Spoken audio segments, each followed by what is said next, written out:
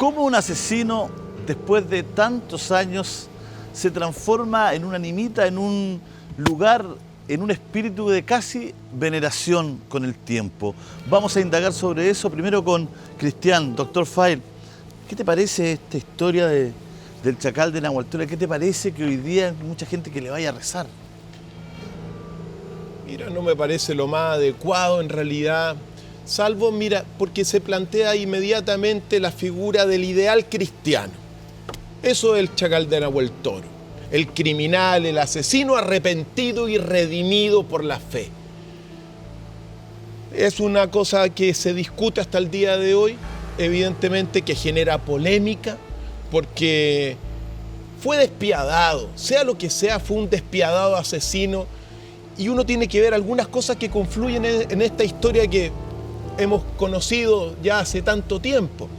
Primero, la cesantía, porque él era cesante y debido a su cesantía emigra y camina y llega a conocer ahí al lugar de Nahuel Toro, cerca del río Ñuble. Que en parte se debe al alcoholismo también, la cesantía, porque lo echaban. Efectivamente, otro elemento, el alcoholismo.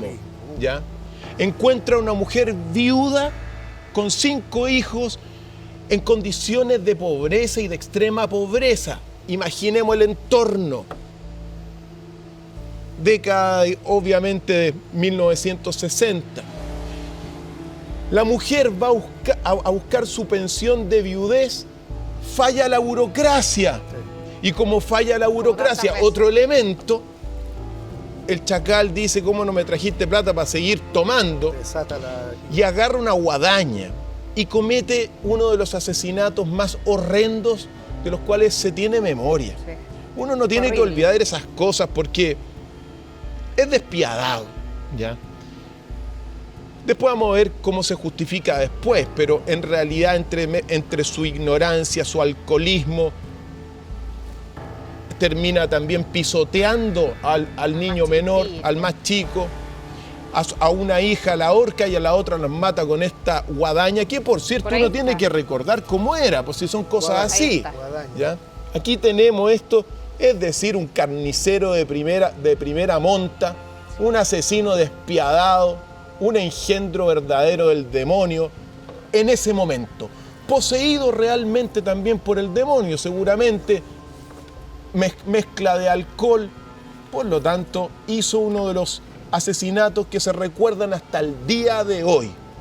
Y ahí viene el tema. Muéstranos un poquito la foto, explica lo que tienes ahí porque... Esta es una guadaña, es decir, estos son instrumentos del campo para cosechar diferentes, bueno, el maíz, efectivamente. Para cegar. Para cegar. Porque van cortando. Y también... Y evidentemente es el símbolo de la muerte. Recordemos que la muerte lleva esto. Estaba ahí al lado. Por eso uno nunca tiene que descartar en estos episodios momentos de inmensa oscuridad, momentos donde las potencias espirituales diabólicas se apoderan de las personas y de los actos de las personas. Y sumados a la ignorancia, porque ¿qué es lo que sucede? Elemento importante también dentro de esta tragedia. Es tomado prisionero, finalmente pasa 32 meses, como se decía, en la cárcel. Podríamos decir, antes que continúe con eso, que son gente amoral, porque matan una guagüita. Yo creo que ahí hay médicamente una psicopatía, claramente una psicopatía y una falta de empatía. La psicopatía se caracteriza por una falta de empatía. Que lo lleva a una amoralidad, pues no siente nada. Por supuesto. Y que puede estaba bajo la influencia del alcohol. Además, entonces, eso menos dolor sintió, menos moralidad sintió cuando lo hizo. Pero es interesante la pregunta que hace nuestro querido Julio. Perdón, mira, ¿sabes qué me pasa? Que uno lo circunscribe a mucho tiempo atrás, pero hace solo unos días, una semana, un poco menos, capturaron a un tipo que descuartizó a una niña en Melipilla.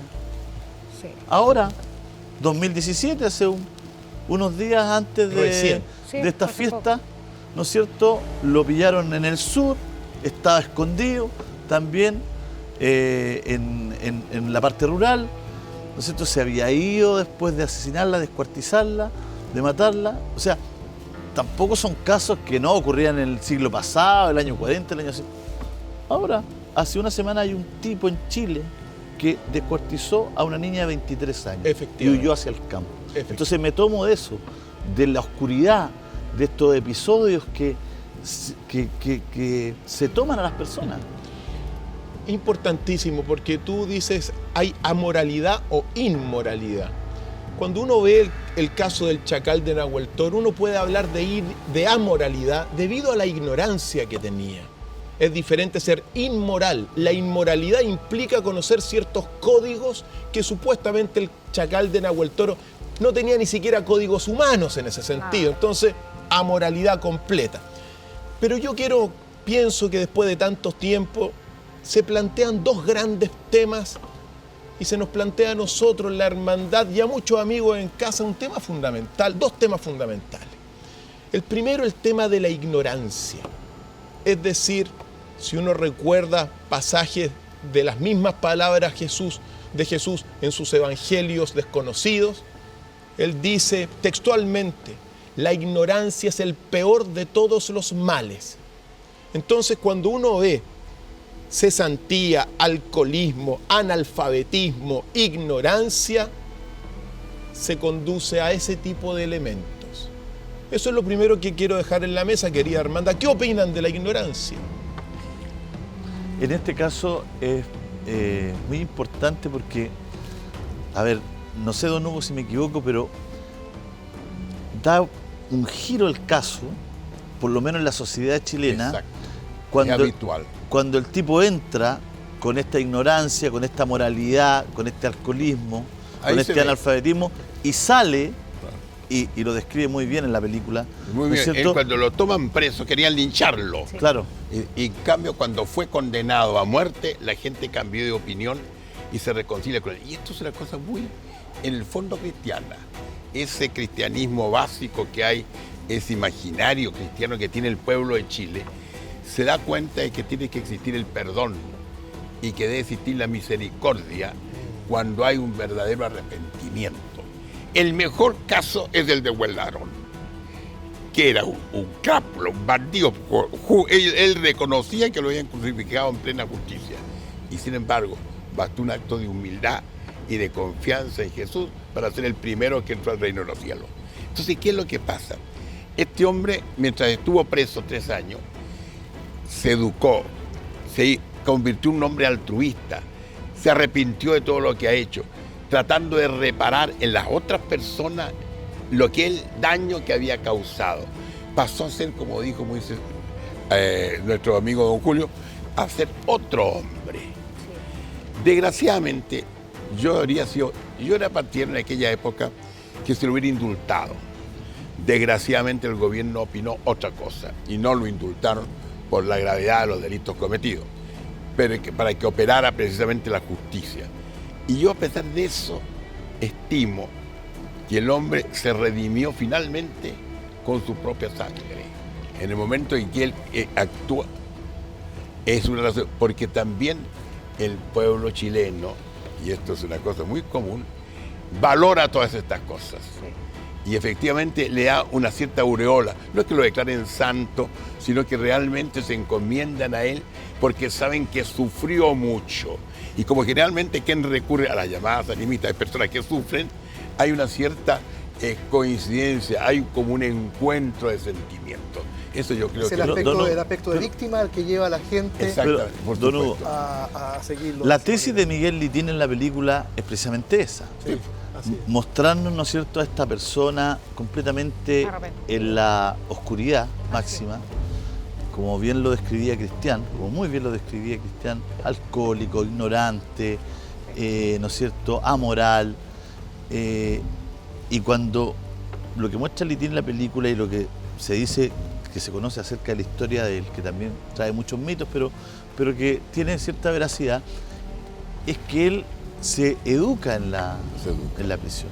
Y se transforma. Se transforma moralmente. porque empieza a tener otros hábitos, empieza a leer, sale de la ignorancia en la que tú hablas, que es tan importante, empieza al aprender a escribir y a leer, se puede documentar, y él cambia, digamos. Pero ¿cómo se explica en la fe, se lo pregunto a los cuatro, que una persona que haya matado niños, un criminal de esta envergadura se transforme después en casi un santo o una animita, que haga milagros, que la gente vaya a rezarla. Y no solamente lo encarno en el Chacal de Nahuel Toro, sino que está Dubois, está Cuadra y Osorio. Entonces pasa todo. Al Chacal de Nahuel Toro los alcohólicos le van a pedir dejar de tomar. Claro. ¿Por qué ocurre? Una de las frases conocidas de él es: a mí nunca Naiden me dio educación. Y es lo que él llega a valorar, la educación que le dan en la cárcel. O sea, que Miguel, a lo mejor con un interés de libertad, no lo sabemos, Miguel Litín describe 3 Jorge del Carmen. El primero, el que existe antes de cometer el asesinato, el crimen. El segundo, el que se convierte en el Chacal. Y el tercero, ese constructo que hace la cárcel. Porque según Miguel Litín, él tiene una especie de hipótesis que construyen a este personaje para adaptarlo a la fuerza de la sociedad, y después viene esto de la pena de muerte, lo matan finalmente. Pero es una construcción que hace de él, no es auténtico, y él lo hace con el interés también de tener libertad. Lógico. Y no hay Entonces que es como una olvidar maqueta, nunca. es como falso de alguna manera para Litín. Yo una vez le vi una entrevista a Litín donde hablaba de estos 3 Bueno, hay Jorge del Y no hay Carmen. que olvidar nunca que la acción solidaria de la sociedad hace el cambio en las personas. Porque en la cárcel, él al principio era maltratado, pero a medida que él fue cambiando, pasó a ser una persona popular y una persona querida, recibió afecto. Claro. Por lo tanto, yo lo brindo a usted. Pero de ahí a Otra transformarse en recepción un de parte de la santo, de sociedad. hecho, No son Eso santos. no sé santo, me refiero Sí, claro, en sentido Se ha me venido refiero al figurado. santito Canonización popular, popular, ¿no? una canonización Al popular. santito Porque popular. la gente valora. Y además hay una cosa que es misteriosa. No sabemos muy bien qué es lo que hace Dios. Como hemos repetido tantas veces aquí, lo que decía Don Quijote a Sancho. Don Quijote, ese hombre tan sabio y cuerdo. Algunas personas creían por lo demás que era loco, pero están equivocados. Cuando le decía: Sancho, en Dios todos sus atributos son iguales, pero siempre campea a nuestro ver con más fuerza el de la misericordia que el de la justicia. O sea, en Dios conjuga justicia con misericordia. De manera entonces que esto... Ahí se estamos produce en viendo- este fenómeno. Don Hugo misericordia. Espere, Ahí estamos viendo las sí. imágenes, quiero recalcar para la gente que estamos Esa es la viendo las animita. imágenes de apoyo. Ahí está la animita, la tumba, el Chacal de Nahuel Toro. No tiene 2 o 3 lápidas, Cristian. Sí. Está Sí, repleto. Efectivamente. Bueno, esto es parte de estos movimientos de redención, porque hay una cosa, pero yo quiero decir una cosa. Claro, misericordia con el Chacal de Nahuel Toro, pero no hubo misericordia ni con la mujer ni con los 5 niños, ¿ya? Eso pero por fue un otro lado. momento, O sea, fue otro Dios momento. estuvo Era totalmente... otro momento. Evidentemente otro momento, un momento donde, según esta visión, Dios totalmente desamparó a esos cinco inocentes Eso y a la vamos a mujer. estar. Bueno, dicho esto ocurre desde mi punto de vista, porque nosotros vivimos en un país inmensamente católico, donde el modelo del criminal arrepentido es un ideal de hombre, como María Magdalena, como Pedro también. Entonces aquí el No es Chacal un de ideal de hombre, son ciertas actitudes de la vida que se valoran, ciertas actitudes de arrepentimiento, de reencuentro, como dijo el mismo Jesús. Ella ha pecado mucho, por lo tanto mucho se le ha perdonado. O sea, siempre Dios concede una gracia mayor al que está más caído que al que está menos caído. Oye, Ahora- pero no podemos pensar que Dios faltó a la misericordia con estos niños, por Pero ejemplo, es que porque aquí- si fuera así, pero veamos un momentito. estamos frente a un Dios Es que que es no, terrible. pero un momentito. Aún todavía, porque hay muchos Nosotros- Dios niños del que mueren, Antiguo hay mucha Testamento, gente del Antiguo Hay una cosa clara, bastante terrible. nosotros no Sí, somos porque los... el de ahora también lo sería, perdón. Sí. También lo sería el de ahora, el actual, porque No, imagínate la cantidad no, de injusticias que se Claro, cometen. pero del Por eso Antiguo digo, Testamento que por dice- eso digo, Veamos una no cosa. lo veamos como falta de misericordia. Nosotros no aparte. somos los administradores de la misericordia de Dios, para empezar. Pero aquí hay que ver en qué ámbitos se ve. Niños que mueren inocentes, no sabemos qué le ha parado de premios a esos niños, qué gloria les ha dado. Porque nosotros Pero, tenemos que oye, mirar qué que difícil. Dios... ¿Cuál es la razón Pero de ese decía, final para esos y en su niños? misericordia también ¿Cuál es? mira la otra etapa, no solamente la de esta tierra. Por eso mismo tiene... Porque entonces, Sí, bueno, hay ¿qué? un gran misterio ahí, pero uno tiene, tú dijiste algo muy correcto, o sea, el ideal de hombre dentro del catolicismo es el santo. El Chacal de Nahuel Toro no tenía nada de santo. ¿Ah? Eso que quede hasta el claro. final. Ahora, eso no significa que se le venere, que la fe popular lo Pero ¿por qué siga. la fe popular pone a tantos asesinos en esta condición de santito que le llamo yo, de animita? de cuando son proveedor de sueños. Es cuando tienen una faceta de víctima. peticiones. Sí, es eso. Y La gente además hay una empatiza con la cosa. faceta de víctima. Cuando además hay una cosa muy importante, eran cuando todos pagan victimarios, con pues. ¿Ah? Julio César, No eran víctimas, eran Sí, victimarios. pero ¿quién se cuando convierte en pagan víctima con después? su vida las fechorías cometidas, hay una especial situación que se produce y que es distinta en el sentido de tener una cierta, ¿cómo le puedo decir yo?, conmiseración con la persona. Ahora yo- O es Sí, como la sí, paradoja, Cristian, de que tú más o menos lo hiciste ver, es como la paradoja del monstruo convertido en hombre. Es algo así. El monstruo que recibe, no sé si la fe, pero recibe al menos la educación, todo, y se transforma en un ser humano.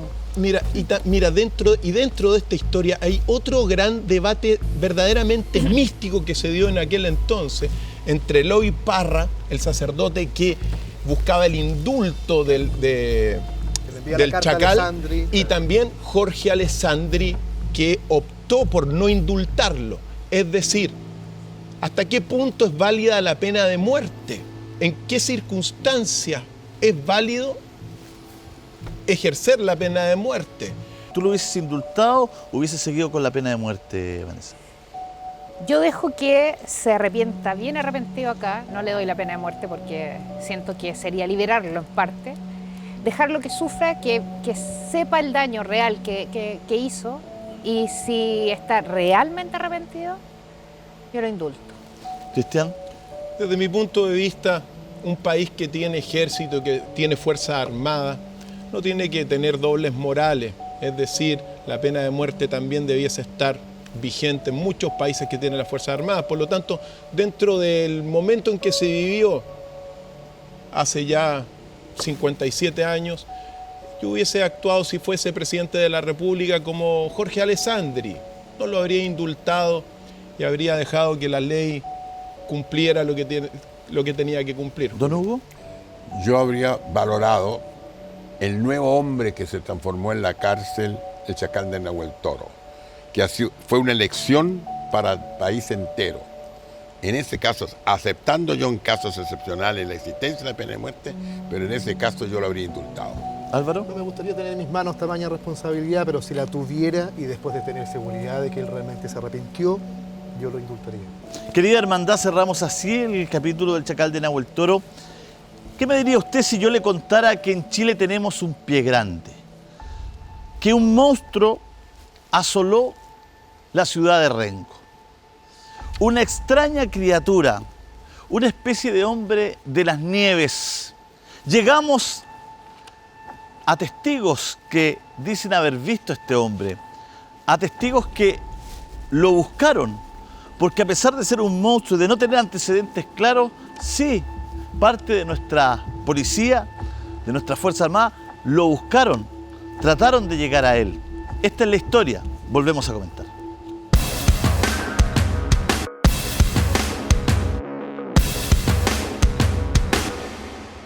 A continuación, cierto, pero inexplicable. ¿Cuántas veces hemos escuchado del abominable hombre de las nieves? Hay personas y testimonios muy fiables de que se han encontrado con estos seres en diferentes partes del mundo. El Sasquatch en Canadá, el Bigfoot en Estados Unidos, el Yowie en Australia, el Yeti en el Himalaya, y que todo nos indica que hubiera permanecido de alguna forma hasta nuestros tiempos un eslabón perdido.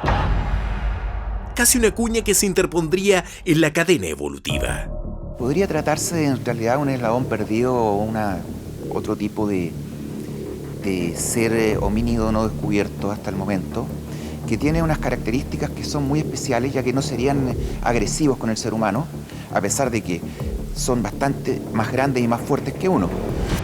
Seres de más de 2 metros de altura, con enormes mandíbulas, sus cuerpos cubiertos de pelos y con una característica que se repite en todas las latitudes del planeta. Todos tienen el pie grande. Hasta ahora es algo que usted seguramente escuchó, pero ¿qué me diría si le cuento que en la precordillera de la Sexta Región, en el Valle de los Huesos, en Popeta, al interior de Rengo, habitó a mediados del siglo pasado un hombre de las nieves? Cuando un arriero de nombre Carlos Soto se encontró con un ser que hace una descripción muy especial. de una barriga prominente, dice. Brazos largos, larguiruchos, muy delgados, vestido con cueros, una barba hasta la cintura, pelo larguísimo, también hasta la cintura, y que saltaba sobre las rocas como un verdadero venado. Se encontró en una zona que se llamaba el Valle de los Huesos. Las pruebas están escritas en la prensa de la época, que recogió numerosos testimonios que aseguraban haberlo visto. Hablan de un hombre alto, peludo, bien independiente, que andaba siempre solo, y se cuenta que los viejos cuentan que han visto el pie, sí, la marca de su pie, que era un pie grande, más grande de lo común. Con todos estos antecedentes y hasta las publicaciones que ligan los avistamientos de este extraño ser a la presencia de platillos voladores, es que viajamos a la zona.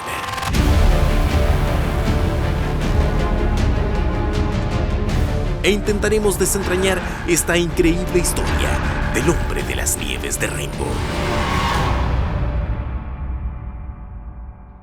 Esta historia se remonta a la segunda mitad de la década del 50, cuando llegó a oídos del entonces corresponsal del diario La Gaceta, Antonio Cárdenas Davíes, quien viajó a la zona a constatar la veracidad o no de lo que había escuchado. Yo le preguntaba a Antonio, bueno, ¿esto lo inventaste? No, me decía, es verdad, Jorge, es verdad, es verdad. Y sacado de la fuente, era periodista, Antonio Cárdenas estaba ahí. Yo le creía, claro, si me lo aseguraba, y era amigo mío, me aseguraba. En esos años, don Jorge Villalón era el dueño de la Radio Minerva de Rancagua. A pesar del paso de los años, recuerda como ayer cuando el entonces gobernador de Rengo, Ricardo Bayer, le pasó un jeep para que viajara a la zona y constatara la veracidad de lo que publicaba el diario La Gaceta. Y nosotros fuimos a hablar con él, como te decía, y fuimos en un jeep, llevamos grabadores, en esos tiempos se usaban unas grabadoras grandotas, pobres, cinta magnética, así. Lo entrevistamos y decidimos partir enseguida después para el lugar, pues. De ser solo un rumor en Popeta, tras la publicación en La Gaceta, la información tomó otros ribetes. La mayoría decía que sí, que lo habían visto al hombre de las nieves, que era mitad ser humano y mitad simio, ¿ya? Que los brazos los tenía demasiado largos, que le llegaban casi al suelo, que medía como 2,5 metros, de cabeza grande, en fin, así. Esa era la historia, vos. Las habladurías de la gente te hacen pensar que es muy difícil que 15, 20, 30 personas se confabulen para decir una mentira. Por la Virgen y por mis hijos que yo le estoy diciendo la verdad, señor. Así decía la gente de Popeta. Por la Virgen y por mis hijos, le decían a Antonio Cárdenas, que yo a usted le estoy diciendo la verdad. Y generalmente la gente de campo no miente. Recuerda don Jorge que en esos años había preocupación. Aún atesora los recortes de lo que publicaba la prensa en ese entonces respecto de su viaje a la precordillera de Rengo. Estuvimos en el lugar, entrevistábamos, nos conversamos con varias personas, pero muchos decían que lo habían visto, pero nadie tenía... No le sacaron fotos en ese tiempo, a lo mejor había pocas máquinas fotográficas, no sé, no como los celulares de ahora que tú puedes sacar fotos instantáneas en cualquier momento, pero la mayoría aseguraba que existía el hombre de las nieves. Quedamos con la duda. Nosotros también, por lo que decidimos internarnos hasta la zona de Popeta. Pasamos por la comisaría de Carabineros para ver si existía algún registro, pero son tantos los años, más bien décadas, que mejor seguimos en busca de quienes podrían ayudarnos a reconstruir esta historia. Los lugareños nos orientan dónde poder encontrar algún vestigio, pero el tiempo es nuestro peor enemigo. Es muy difícil que aún esté vivo alguno de los testigos de esa época, pero sí, sus familias. Ellos siempre pernoctaban siempre para el sector de las nieves. Siempre iban para allá, hay cuestiones, y siempre se ha hablado de eso. Y en el colegio los profesores también, eso va como por generación, digamos, una cosa así. Va de generación en generación. Olga es nieta de Pablo Espinosa, uno de los supuestos testigos del hombre de las nieves de Rengo. Y uno se lo imagina que es un hombre grande, inmenso y blanco, el hombre de las nieves. Se comentaba que era un hombre inmensamente alto, que tenía los brazos largos, que era como, no sé, una persona como un ermitaño, será una cosa así, pero eso era el comentario que hacían, pero realmente lo veían hacia lo lejos. La señora María de la Luz Goicolea es la dueña de la hacienda Las Nieves y creció escuchando estas historias. Realmente yo tendría 7, 8 años cuando le oía esos comentarios a la gente. Decía que era una persona alta, así con mucho pelo, con brazos largos, que era como un mono, un gorila, una cosa así. Una historia que ha pasado de generación en generación en las familias, en la escuela y en las reuniones sociales. Cuando hemos tenido ciertas convivencias con ellos, es donde ahí sale a flote toda su historia. Hablan de un hombre alto, peludo, que andaba siempre solo, y se cuenta que los viejos cuentan que han visto el pie, sí, la marca de su pie, que era un pie grande, más grande de lo común.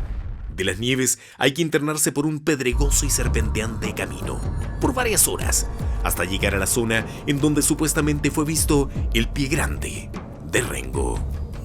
Estamos al interior de la hacienda Las Nieves. Es en este preciso lugar donde a fines de los 50, 2 arrieros y un andinista dijeron haber visto nada menos que al Yeti, a pie grande, al abominable hombre de las nieves, donde, en la parte más alta de este cerro ubicado al interior de la comuna de Rengo. Es en esta zona donde los arrieros se internaron y aseguraron haber visto al hombre de las nieves.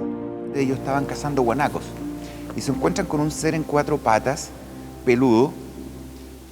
Pensaron en un animal que no correspondía a la descripción de lo que ellos andaban buscando y le disparan.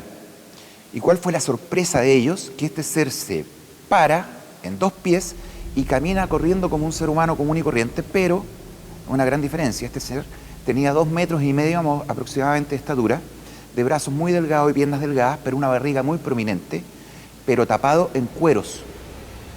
El perro que acompañaba a estos 15 cazadores parte persiguiendo a este ser, y este homínido trepa por unas paredes rocosas a perderse. Mito o realidad, lo claro es que esta historia recogida en Rengo es coincidente con el hasta ahora único registro fidedigno de este extraño ser, captado el 20 de octubre de 1967 en los bosques de Eureka, Estados Unidos, con una cámara de 16 milímetros por Roger Patterson y Bob Gimblin. Esta es la filmación más estudiada que ha existido en el mundo de la criptozoología, a favor y en contra. Desde los estudios técnicos de la división de Walt Disney, que dice que no es falsificable esto, que es totalmente real. Para mí sí es verdadera. ¿Por qué? Por el movimiento y la naturalidad con cual este ser se moviliza, por el movimiento de la cabeza cuando gira y mira hacia la cámara, y después cuando él se corre y se va.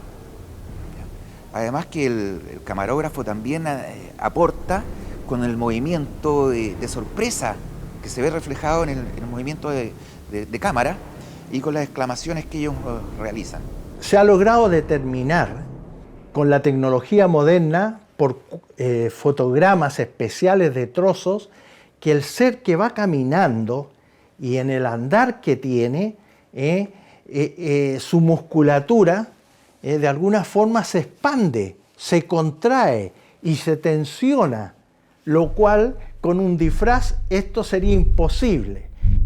Aparentemente una hembra de pechos caídos que tras mirar la cámara se interna en el bosque, de la misma forma como aseguraron verlo al interior de Rengo. Pero este hombre de las nieves no solo habría habitado nuestro territorio. Desde Ecuador hasta el sur, e incluso en la década de los 80, fueron avistados 2 de estos seres en la Patagonia chileno-argentina, específicamente cerca de Bariloche. Y hay algo que llama mucho y llama poderosamente la atención, que este ser en 2 oportunidades se ha visto al lado de posibles objetos voladores no identificados. De esto da cuenta incluso la prensa internacional, que recogió el testimonio de 2 andinistas chilenos que aseguraron haber visto a pie grande, junto a un enorme ovni, en la cordillera de los Andes. ¿Real o no? Usted decide.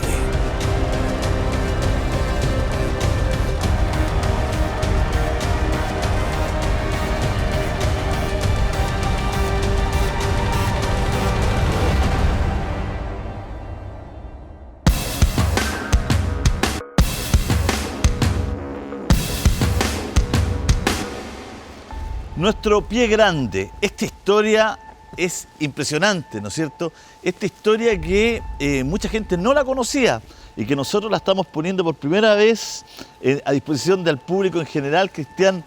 Este monstruo de Rengo, este monstruo que además salieron a buscarlo. Efectivamente, porque esta es una historia que, bueno, data de 1950, de los 50. Ahí por 1958 se habla, o más bien dicho, se comenzó a hablar de esta versión, bueno, de este monstruo, de este desconocido, a veces nombrado como pie grande también, en Rengo. Uno tiene que decir, al menos si uno hace esa vinculación, porque dentro de todos los monstruos de la criptozoología, es decir, de estas figuras que no aparecen en ninguna parte, como Drácula, como el hombre lobo. Como el Yeti. Como el Yeti. El Yeti, el pie grande, Sasquatch. Mira, en la Tierra es el monstruo más documentado de todos los que existen. Si uno se va al mapa de registros que hay del Sasquatch o del pie grande en los Estados Unidos, se le ha visto en todas partes. Y apenas hay una filmación. Lo han visto miles de personas y apenas hay una filmación, que es la que se veía también ahí en la nota. Por lo tanto, que haya aparecido acá, cuando uno ve la figura, porque aparece en el periódico también de la época, una figura, mira, incluso tenía una especie de morral amarrado, digamos, al cuello. Casi cavernícola la imagen. Efectivamente, sí. Casi cavernícola, un hombre, una figura, un monstruo con pelos por todas partes, de más de 2 metros aparentemente. Entonces, mira, se habla de monstruo, es verdad, pero a veces yo pienso, mira, ¿no habrá sido algún patagón? Los patagones eran verdaderos gigantes y vivían prácticamente desnudos, en condiciones tremendamente hostiles.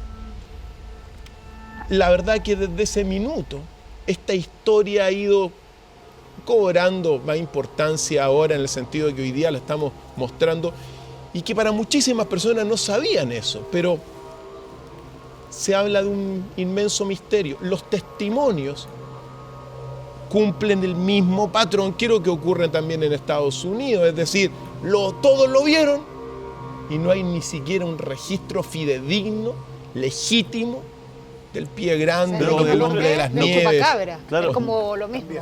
No cumple el patrón del chupacabra y también algunos dicen que está relacionado con seres extraterrestres. También, de hecho, hay algunas declaraciones dentro de esta historia misteriosa también y desconocida que se habrían visto platillos voladores en los momentos de aquellas décadas cuando aparece, porque se habría visto en 1958, 59, 60 y 61, 62.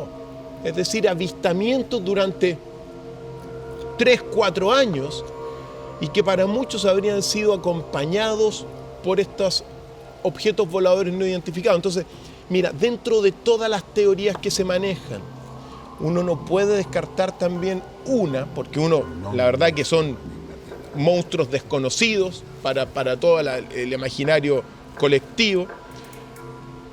Pudo haber sido Patagón, quizá, pero también se habla de que de que estos monstruos pueden llegar de dimensiones distintas. Es decir, se abren portales, llegan de dimensiones distintas, visitan la Tierra, hacen de las suyas y de repente desaparecen en portales interdimensionales. Eso es lo que yo sostengo. Por eso también... ¿Cómo, Álvaro? Yo sostengo eso, yo creo que se trata de eso. ¿Un ser de otra dimensión? Un ser de otra dimensión, un ser que tal vez pertenece a nuestro imaginario colectivo, como humanidad, porque se repiten estas figuras, son como arquetípicas casi. Sí. Tú mencionaste, por ejemplo, el chupacabras, cuando estaba hablando, Cristian, de este otro personaje. Entonces, existe este concepto que se expresa de diferentes maneras, en diferentes lugares, en diferentes culturas. El hombre del sombrero, por ejemplo, el clásico vi un hombre de abrigo, de sombrero. Sí. Entonces, yo creo que están en una dimensión, llamémosla imaginación, llamemos como sea, pero es una dimensión real. Tú la describes como real, de hecho, ¿no? Que logra materializarse, logra entrar en nuestra dimensión. Dimensiones paralelas existen, claro. Tiempos simultáneos paralelos existen, eso ya está afortunadamente probado por la física de alta energía. Entonces, no se descarta esa posibilidad precisamente porque se habrían visto objetos voladores en aquellos años, cuando apareció en Rengo esta figura. También no aparecen, digamos, asociados a este monstruo eventos destructivos, ni asesinatos, ni nada mayor. Entonces, uno se pregunta, bueno, ¿en qué condiciones viven también? ¿De qué se alimentan? ¿Están solos? ¿De dónde salen? ¿Qué piensas tú de esto, Hugo? Mire, en realidad... Porque esto apareció entre el 58, como dice, claro, pero hasta yo no el tenía, 61, sí. 4 años. Pero yo desafortunadamente no tenía conocimiento, solamente últimamente lo he tenido. Mire, yo siempre pienso con cierta reserva en esto. En primer lugar porque se dice, se habla mucho, pero poco se concreta. Nunca se ha capturado ninguno. En el mismo caso de otras cosas, no se lo olviden ustedes que por siglos, incluso hasta el día de hoy, se ha hablado de los dragones, de los unicornios, y gente que ha visto dragones y que ha visto unicornios. Incluso no se olviden del monstruo del lago Ness. Así es. El cual, ¿cuánta gente lo vio? Enorme cantidad de gente. Salió fotografiado y se comprobó hace poco tiempo que jamás existió. Entonces, en el fondo, son estas cosas que se van diciendo y se van creando leyendas. Yo no excluyo que puede existir precisamente esta especie de yeti, porque sería más o menos del estilo de los yetis, pero habría que comprobar un poco. Puede pasar, perdón que les meta esta idea, una idea fuerza, a lo mejor una locura, pero puede pasar que la creencia popular, la energía de tantas personas creyendo que existe un ente, crea al ente. Para mí pasa eso ocurre. Claro que ocurre, se experimenta. Yo creo que tiene razón, Julio. Sí. Puede que ocurra eso. Algo así como una Y psicosis eso tiene que ver con las dimensiones paralelas. Por supuesto que sí. Pero que crea al ente, Claro. que lo materialice de cierta forma. No tanto materializarlo, no, pero como que le da una estructura de existencia. Sí. Pero que se experimente. Cuando uno habla de dimensiones paralelas, la gente cree que uno está hablando de fantasías, pero no, esto pasa en nuestro plano y nosotros lo experimentamos. No, quiere decir entonces que existe el otro plano. Yo creo, y se contradice con lo que ha dicho Julio. Julio dice que precisamente que pensemos en esto, comentemos pero esto. Pero es que eso es otro plano también. ¿No? Ahora, eso es lo que ocurre, eso es en sí otro plano. ¿Es posible que ocurra? Sí. Siempre me hacen recordar también, como les decía, a todas las personas que han visto supuestamente al pie grande allá en el norte de América y no hay ninguna foto salvo una. Entonces, bueno. Hay videos, pero que no han sido estudiados. Hay más del monstruo del lago Ness. Y el monstruo del lago Ness, el que sacó la fotografía originalmente, después reconoció que había sido falsa. Exacto. Entonces, bueno, así es la historia. Pero también uno no tiene que olvidar los experimentos que se hacen en el tiempo en lo que se llama el Proyecto Montauk. Proyecto Montauk que dio, origen a una serial muy importante de estos últimos años que se llama Stranger Things, que de hecho ganó los últimos premios del año, lo ganó Stranger Things, y que son experimentos realizados cerca de Estados Unidos, cerca de Nueva York, donde se hacen experimentos en el tiempo, y si todo esto es así y el proyecto es efectivo, se abren portales con estas dimensiones distintas, dimensiones donde aparecerían figuras extrañas y figuras monstruosas. Bueno, podría ser como este pie grande o como el chupacabra. Efectivamente. Y también como el monstruo de Montauk, que una vez oportunamente lo vimos. Entonces, Meto al chupacabra porque estamos en un capítulo esencialmente chileno. Que también hay que Y nosotros como que el chupacabra Bueno, nuestro, chupacabra, digamos, ¿no? Pero tengo una duda, ¿no serán experimentos que se han salido de manos y han creado estos seres y han quedado calladitos? Puede ocurrir eso, que los experimentos hayan alterado los genéticos. genes de un animal y precisamente... O sea, ya clonamos exactamente. a Dolly. Entonces. Lo que estaban diciendo ustedes respecto al chupacabra, yo creo que existe un tipo de vampiro al estilo Piuchen. El Piuchen que es un vampiro chico y que succiona sangre a los cabritos, a las gallinas y todo, sobre todo en el secano costero de la cuarta región, pero que puede ser más al interior, o otro más grande que nosotros todavía no hayamos conocido. Puede que ocurra eso.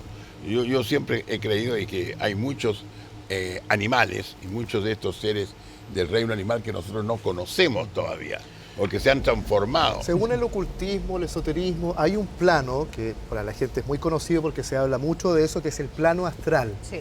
Y en el plano astral está habitado por una serie de entes, de seres, y también hay un grupo de seres que son creados por la imaginación de la gente y que están en ese plano y que actúan en nuestro plano.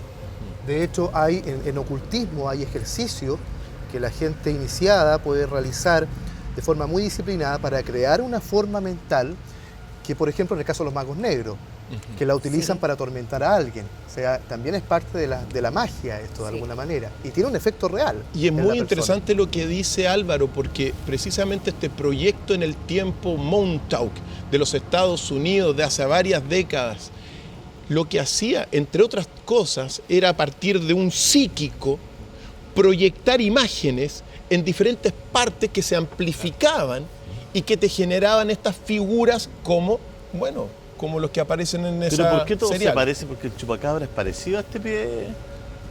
Sería pie grande. El mismo concepto. O sea, El mismo concepto. no son Es el iguales, mismo pero son concepto. parecidos, Sí. son grandotes, peludos, humano mono, con habilidades plásticas, ¿no es cierto?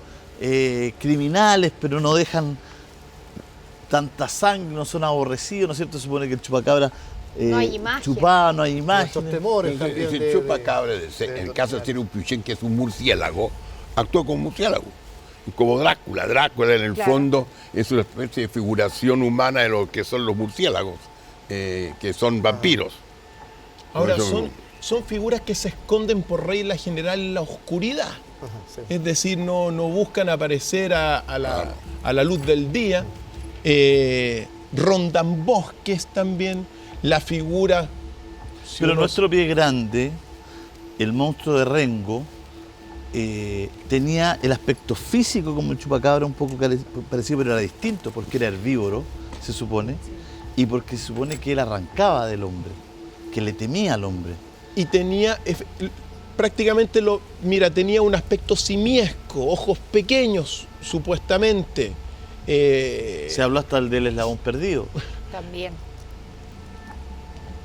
Bueno, el eslabón perdido es otra materia en realidad, porque es bastante, no hablemos del eslabón perdido, pero sí, por ejemplo, de una figura simiesca propiamente tal. Entonces, y aparentemente también con mucha fuerza, pero herbívoro, entonces no hacía, y con temor al hombre aparentemente, entonces arrancaba las montañas.